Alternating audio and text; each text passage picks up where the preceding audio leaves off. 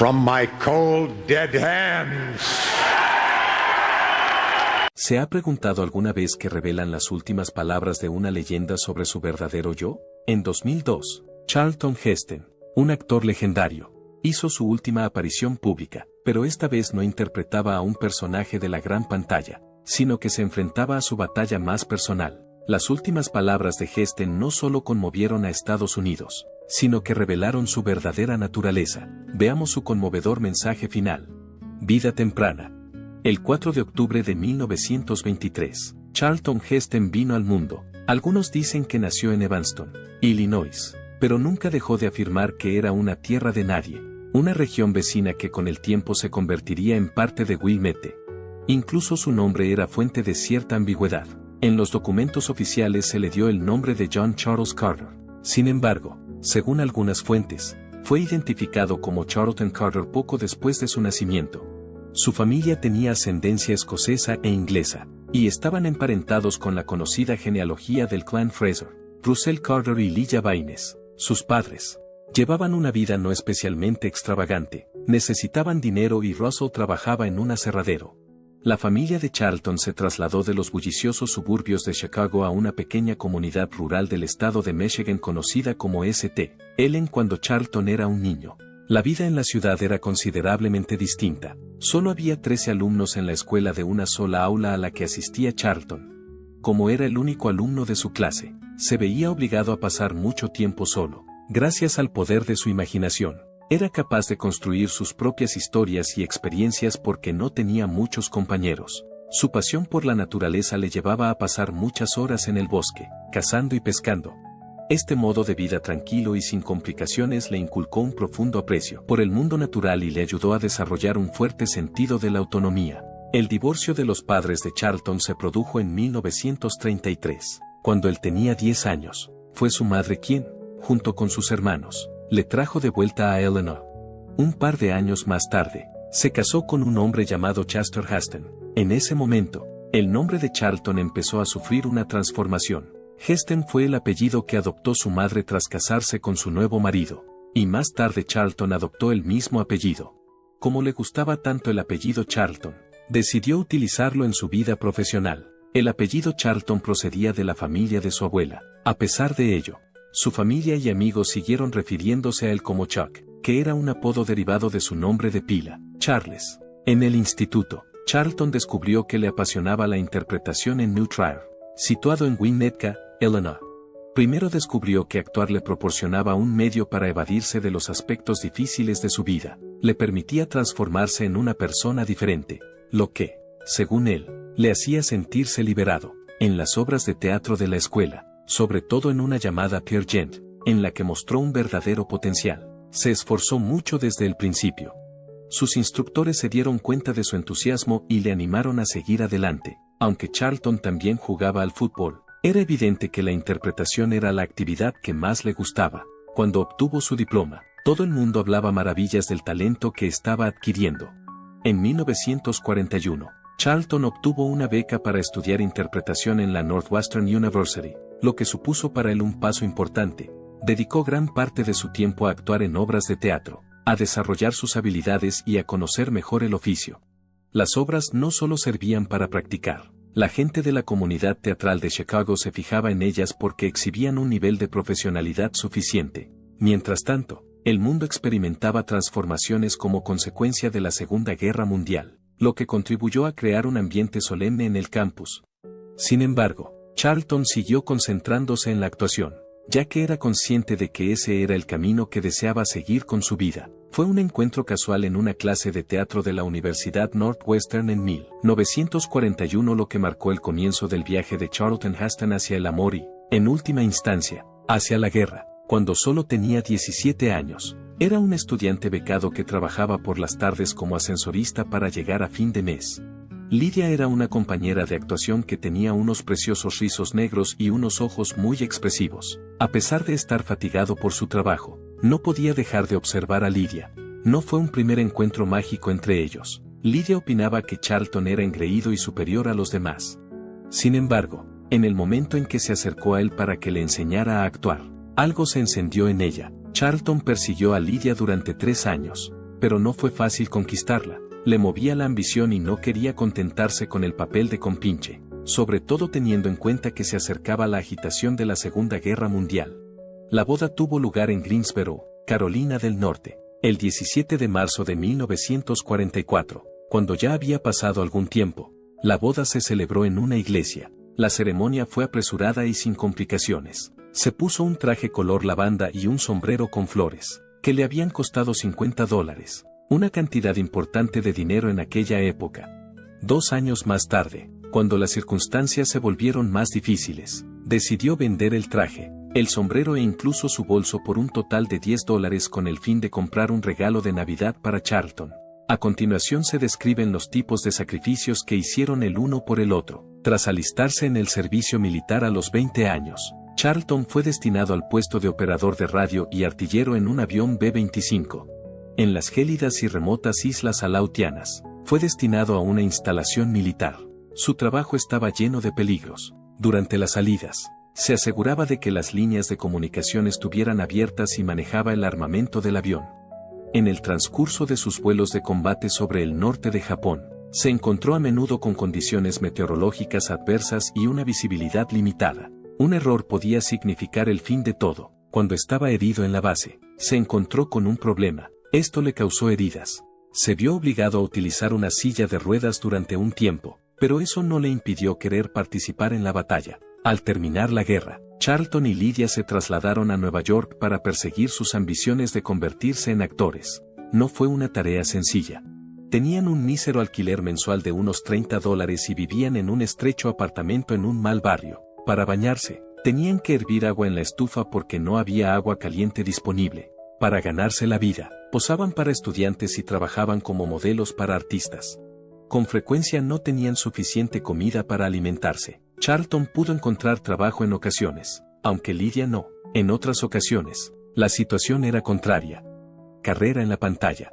A pesar de ello, permanecieron unidos y afrontaron todos los retos con sentido del humor y amor. En 1947, Charlton obtuvo un papel secundario en una producción de Broadway de Antonio y Cleopatra. Esto marcó el comienzo de un periodo de significativa mejora positiva. No es un papel importante en absoluto. Proculeus era el nombre del pequeño papel que interpretaba. Por otra parte, la obra fue un gran éxito y contó con intérpretes de renombre como Godfrey Terrell y Catherine Cornell en los papeles principales. En lo que respecta a Charlton, fue un paso en la dirección correcta. Compartir el escenario con intérpretes de tanta experiencia le enseñó mucho y le infundió confianza para actuar aún más. Tras años de sufrimiento, los Heston pudieron por fin experimentar cierta estabilidad gracias a la obra, que se representó durante varios meses. La gran oportunidad de Charlton Heston en Hollywood llegó en 1950 con la película Noir Dark City, que había rodado cuando tenía 26 años. Fue una afortunada coincidencia que Montgomery Clift, que había sido el primer candidato para el personaje, decidiera retirarse de la consideración pocos días antes de que comenzara la producción. Fue entonces cuando Heston entró en escena, dando un rápido paso hacia el cine profesional. Sin embargo, la producción no se desarrolló sin contratiempos. Cuando el presupuesto se redujo en un 20% a mitad del rodaje, hubo que reescribir escenas importantes. Como Heston estaba tan decidido a demostrar su valía, trabajó con diligencia, llegó incluso a renunciar a su caravana y a quedarse despierto hasta tarde para escribir nuevas líneas. Su inquebrantable compromiso atrajo la atención de experimentadas intérpretes como Elizabeth Scott y Vivica Lindfors, que le sirvieron de guía durante todo el proceso fotográfico. El desgaste físico fue uno de los aspectos más notables de su debut. Durante una secuencia de combate crucial, Heston insistió en realizar él mismo las acrobacias. La elección le salió bastante cara, se dolía, pero prefirió guardar silencio sobre sus heridas para minimizar los retrasos. La incomodidad daba un aire de realismo a su actuación, perceptible en varios primeros planos. Dark City fue un buen éxito para su época, recaudando $2,1 millones en taquilla, y fue algo que inició a Heston en su camino hacia la celebridad. A pesar de los obstáculos, Dark City fue un éxito. Su actuación en Cecil B. DeMille, el mayor espectáculo del mundo, que tuvo lugar 2 años después, catapultó la carrera de Heston a nuevas cotas. La forma en que fue elegido para el papel fue tan poco ortodoxa como la propia película. En el transcurso de una prueba de pantalla, DeMille quedó tan satisfecho por la valentía de Heston al manejar un elefante de circo que le dio el papel protagonista de Brad Braden. Tuvo que enfrentarse a peligros reales. La película fue un gran éxito, recaudando más de $66 millones en todo el mundo y llevándose a casa el Oscar a la mejor película. Los elogios de la crítica que recibió Heston por su interpretación en la película contribuyeron a consolidar su estatus de actor principal. El duro rodaje, que duró 10 meses, le dejó agotado físicamente, y fue enviado al hospital durante un breve periodo de tiempo debido a la deshidratación. Cuando se le pidió a Heston que reflexionara sobre su carrera, declaró que el mayor espectáculo del mundo fue la película que realmente le catapultó a la fama y sentó las bases de sus legendarias interpretaciones. A lo largo de su carrera, la amistad de Heston con DeMille se convirtió en una característica distintiva. DeMille era considerado un instructor exigente que llevaba a los intérpretes hasta sus límites más absolutos. Es bien sabido que hizo que Heston repitiera una secuencia 47 veces en un solo día mientras trabajaban en el rodaje de El mayor espectáculo del mundo. Este enfoque riguroso, aunque agotador, ayudó a forjar una relación entre ambos.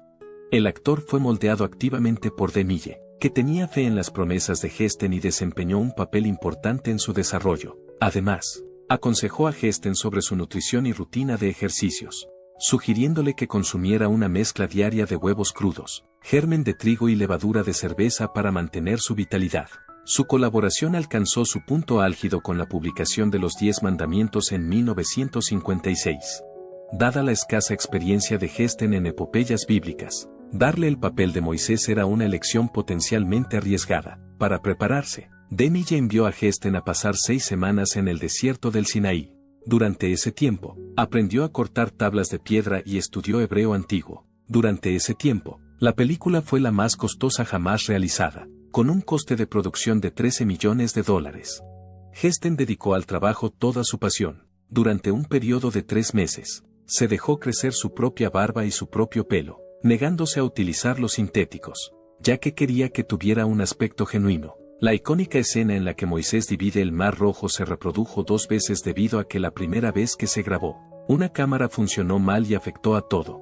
En el segundo intento se tardó 1 año en perfeccionarla y se necesitaron más de 360,000 galones de agua. La película fue un gran éxito, recaudando un total de $122,7 millones, lo que equivale a más de $1.200 millones en la moneda actual.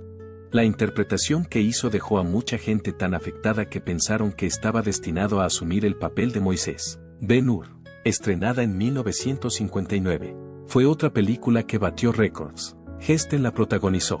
Más de 50,000 personas contribuyeron a la producción de la película, que tardó más de 1 año en completarse.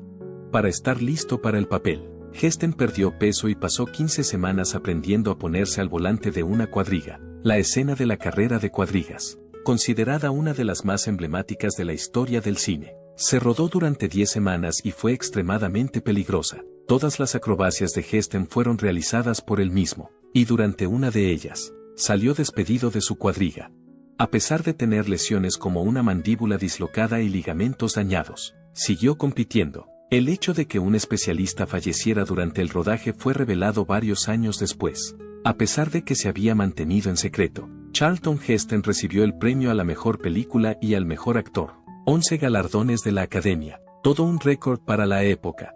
En taquilla recaudó un total de $146,9 millones, lo que equivale a más de $1.400 millones en la actualidad. En un discurso sobre los derechos civiles, el presidente John F. Kennedy hizo referencia a la película.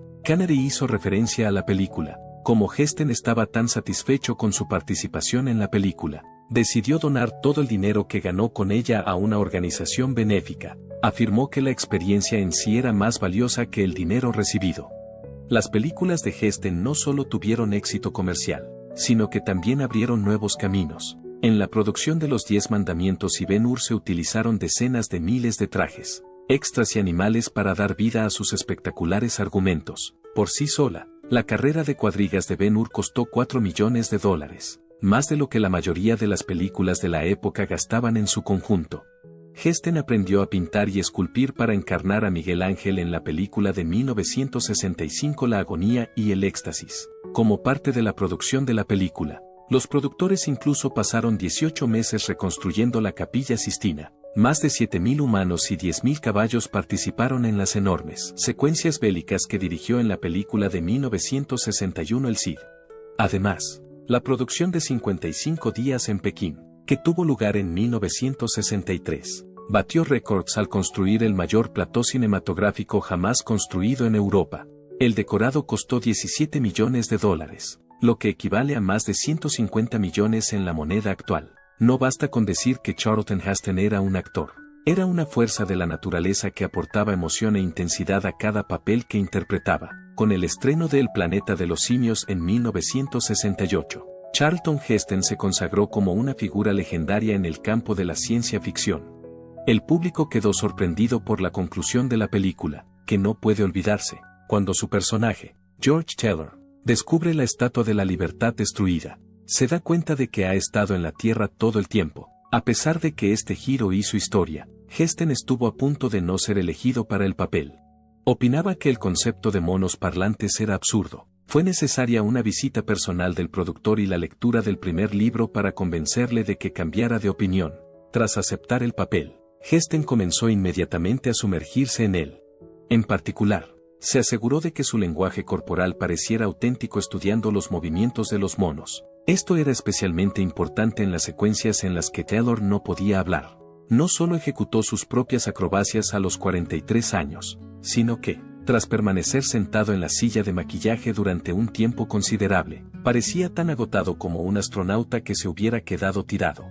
A pesar de que Heston hizo una breve aparición en la segunda película, esta se convirtió en un gran éxito y dio lugar a entregas posteriores. De hecho, es exactamente lo que ocurrió, ofreciendo a la serie un giro memorable.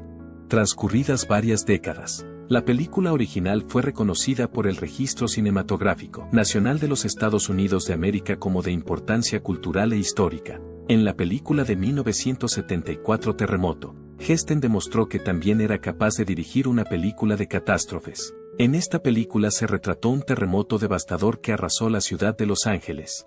Los cines implantaron un nuevo sistema de sonido conocido como Sansoron, que hacía temblar las butacas como si se hubiera producido un terremoto real para que la experiencia resultara más auténtica. Incluso era posible que las vibraciones causaran daños en algunos cines antiguos. Heston era algo más que un actor. Fue responsable de varias de sus propias acrobacias, una de las cuales consistió en vadear un garaje inundado, cargado de basura y con líneas eléctricas bajo tensión. A pesar de las numerosas lesiones que sufrió, siguió trabajando. Aunque la producción de la película fue extremadamente cara, tuvo un gran éxito, generando millones de dólares y animando a que se hicieran más películas de catástrofes. Además, Heston era aficionado a los westerns, y su favorito era la película de 1968 Botany. En ella interpretaba a un vaquero anciano, una actuación sencilla pero profundamente emotiva. Trabajó en un auténtico rancho ganadero, donde aprendió a arrear ganado y a vivir como un vaquero. Esto le ayudó a prepararse para el papel. Durante el rodaje de las secuencias, se utilizó ganado real, lo que provocó algunas situaciones potencialmente peligrosas en el plató. Unos años más tarde, en 1980, Heston apareció en Los Montañeses como un rudo trampero. Su negativa a dar glamour al papel quedó demostrada por el hecho de que trabajó en condiciones bajo cero y vistiendo ropa sucia. A pesar de sufrir hipotermia durante el rodaje, no se rindió. Cuando se trataba de películas de acción y aventuras, Heston nunca dejaba de ir más allá de los límites. Realizó sus propias acrobacias en la película de 1971 El Hombre Omega, que trataba sobre el último hombre sobre la Tierra. Una de sus acrobacias fue conducir a través de un muro de fuego, para dar la impresión de que actuaba en la película Skyjack, estrenada en 1972. Se entrenó en un auténtico simulador de vuelo y grabó secuencias a gran altura, exponiéndose al riesgo de enfermar. Durante el rodaje de La Jungla Desnuda, en 1954, tuvo que enfrentarse a un ejército de hormigas reales, lo que le provocó ronchas. Gracias a su inquebrantable compromiso y a sus audaces decisiones, Charlton Heston se convirtió en una superestrella en todos los géneros. Las películas de acción y aventuras, los westerns, las obras históricas, la ciencia ficción y las películas de catástrofes son ejemplos de géneros. Estar firmemente convencido de la importancia de los derechos civiles fue el principio del camino de Charlton Heston hacia la política. En una época en la que mucha gente optaba por permanecer en silencio, esta fue una opción valiente. El 28 de agosto de 1963 hizo historia al participar en la marcha sobre Washington. Llevaba una pancarta que decía "Todos los hombres han sido creados iguales" mientras recorría las calles junto al Dr. Martin Luther King Jr., Martin Luther King Jr. y otras personas influyentes. Justo antes de que Dr. King, Heston pronunció un discurso asombroso en el Lincoln Memorial. A pesar de estar sometido a una gran presión, Heston recordó a todos en su discurso que los Estados Unidos de América estaban destinados a ser una nación de libertad para todas las personas, no solo para unos pocos elegidos. Además, colaboró estrechamente con el Dr. King como miembro de la Southern Christian Leadership Conference, donde ayudó a promover una legislación equitativa. Cuando Heston trabajaba en Hollywood, tomó decisiones que demostraban su dedicación a la igualdad. Como era de la opinión de que el papel protagonista de Los Desafiantes debía recaer en un actor negro, declinó la oportunidad de interpretarlo. Heston se negó a permanecer en silencio mientras otras personas eran víctimas injustas, pero a lo largo de su vida, las opiniones políticas de Heston evolucionaron. Opiniones políticas. En la década de 1970, empezó a alejarse del Partido Demócrata y a desvincularse de él. En 1972 votó a Richard Nixon, lo que sorprendió a mucha gente que le conocía como liberal. Los años que pasó como presidente del sindicato de actores, durante los cuales fue testigo directo de los conflictos políticos, fueron un factor importante en esta transición. Durante este periodo, también tuvo desacuerdos con otras personalidades destacadas de Hollywood, como Jane Fonda, sobre temas como la guerra de Vietnam. Cuando llegó la década de 1980, Heston había aceptado por completo los ideales conservadores. Fue durante las dos campañas presidenciales de Ronald Reagan cuando se convirtió en un acérrimo admirador del expresidente. En el año 1986, Heston abandona su afiliación al Partido Demócrata. Hizo pública la transición rompiendo su tarjeta de inscripción en el Partido Demócrata durante una rueda de prensa, lo que supuso una acción dramática que acaparó titulares. A partir de finales de la década de 1990 y hasta principios de la década de 2000, la trayectoria de Charlton Heston en el activismo conservador alcanzó su punto álgido cuando fue elegido presidente de la Asociación Nacional del Rifle, también conocida como la NRA. En 1998, cuando tenía 74 años, fue elegido presidente de la organización. Heston ocupó el cargo durante 5 mandatos consecutivos de un año, lo que sigue siendo un récord para la organización. Heston no solo fue una estrella de la Asociación Nacional del Rifle, sino que durante su mandato como presidente, el número de miembros de la organización se disparó, pasando de 2,8 millones a más de 4,3 millones. Los partidarios de la segunda enmienda se sintieron estimulados por los apasionados discursos y las audaces acciones de Heston durante su presidencia, que tuvo lugar en un momento en que los debates sobre la regulación de las armas se intensificaban en todo el país. Fue en mayo de 2000 cuando vivió uno de sus momentos más memorables. Mientras Heston hablaba en la reunión anual de la National Gun Association en Charlotte, Carolina del Norte, pronunció las palabras que acabarían convirtiéndole en leyenda: "De mis manos heladas y sin vida es".